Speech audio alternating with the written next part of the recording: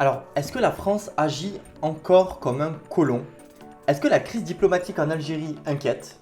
Ou encore Taïwan qui se prépare peut-être à la guerre contre la Chine?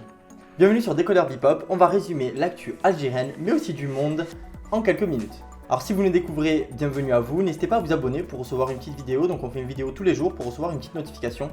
Si un sujet vous donne envie de réagir, n'hésitez pas à le faire en commentaire. Et moi je vous embête pas plus et on commence. Depuis les dernières annonces d'Emmanuel Macron, l'Algérie ne décolère pas du tout. Le ministre des Affaires étrangères algérien, Ramtan Lamamra, a déclaré ce mercredi que les crises diplomatiques qui opposent la France à l'Algérie et au Mali révélaient d'une faillite mémorielle. En fait, les tensions entre la France et l'Algérie ont coïncidé avec des tensions entre la France et le Mali. La France, qui était présente au Mali depuis 2013 pour lutter donc contre des groupes terroristes, est actuellement en train de réduire son effectif militaire dans le pays. Cette décision n'a pas du tout été au goût des dirigeants maliens. Le premier ministre de transition, Choguel Kouakala Maïga, je suis désolé pour le nom s'il est mal prononcé, a accusé la France d'abandon en plein vol. Et à ce titre, le gouvernement malien se tourne vers les services de mercenaires russes de la société privée Wagner. Le président Macron a déclaré ces accusations d'abandon de honte et a ajouté que cela déshonore ce qui n'est même pas un gouvernement. Ces propos ont complètement aggravé les tensions avec le Mali, du coup l'ambassadeur malien en France a été rappelé au pays. Cet événement a renforcé les positions de l'Algérie vis-à-vis de la France. Le ministre des Affaires étrangères, qui était en visite au Mali, a déclaré « Nos partenaires étrangers ont besoin de décoloniser leur propre histoire ».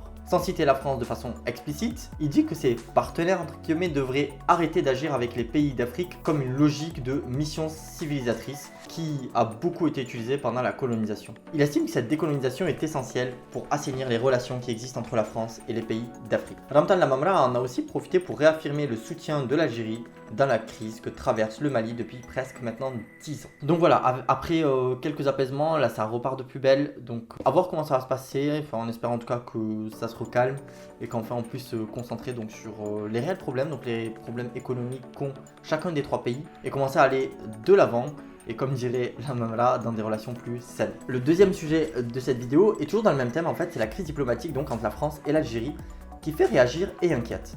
En fait, du côté de la Turquie, la réaction est plutôt attendue. Rappelons que lors de ses déclarations, Emmanuel Macron avait justement mentionné la Turquie dans le rôle qu'elle a joué en Algérie pendant l'Empire ottoman. Selon Omer Selik, porte-parole du Parti de la Justice et du Développement turc, si le président français s'en est pris à la Turquie, c'est pour éviter de se confronter à l'héritage colonial de son pays. Avant d'ajouter que ces déclarations ne pouvaient pas être prises au sérieux et qu'elles n'étaient pas dignes d'un chef d'État. Du côté de l'Italie, cette tension entre l'Algérie et la France inquiète le gouvernement. Pour Rome, la région du Sahel est jugée stratégique pour des raisons liées au terrorisme et au phénomène de l'immigration clandestine. C'est la raison pour laquelle l'Italie fait partie des pays qui soutiennent la mission Barkhane et pour laquelle elle a envoyé des troupes. Le fait que les avions français ne puissent plus passer par le ciel algérien est contraignant.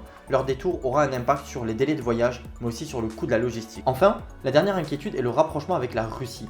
Déjà, l'armée algérienne dispose d'équipements russes. Cette nouvelle distance avec la France risque de rapprocher davantage les deux pays. De plus, c'est aussi auprès des services russes que le Mali s'est dernièrement tourné pour répondre aux problèmes du terrorisme.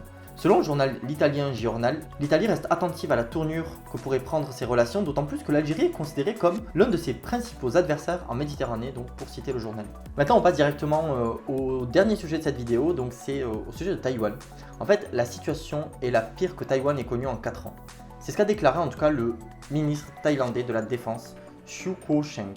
En 5 jours, plus de 150 avions de chasse et de bombardiers chinois sont entrés dans la zone de défense aérienne de Taïwan pour faire pression. C'est un record qui met toutes les autorités taïwanaises en alerte. Depuis son accession au pouvoir en 2012, le dirigeant chinois Xi Jinping n'a jamais caché sa volonté d'unifier Taïwan à la Chine. L'éventualité qu'elle envahisse donc en fait le pays devient vraiment sérieuse.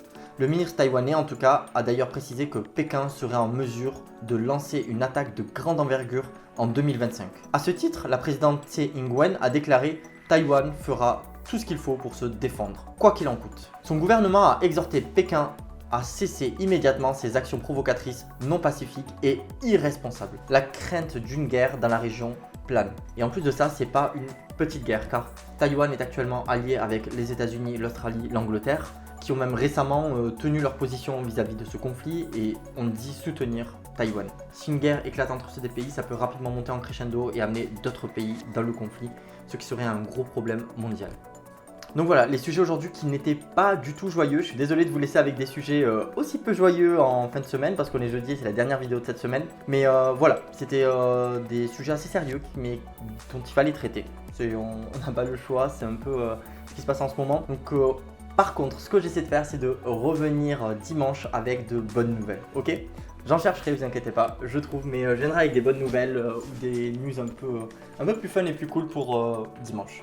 Jusque là, je vous dis, n'hésitez pas à vous abonner. Si des sujets vous donnent envie de réagir, n'hésitez pas à le faire en commentaire. En général, on répond. Et moi, je vous dis à dimanche. Ciao!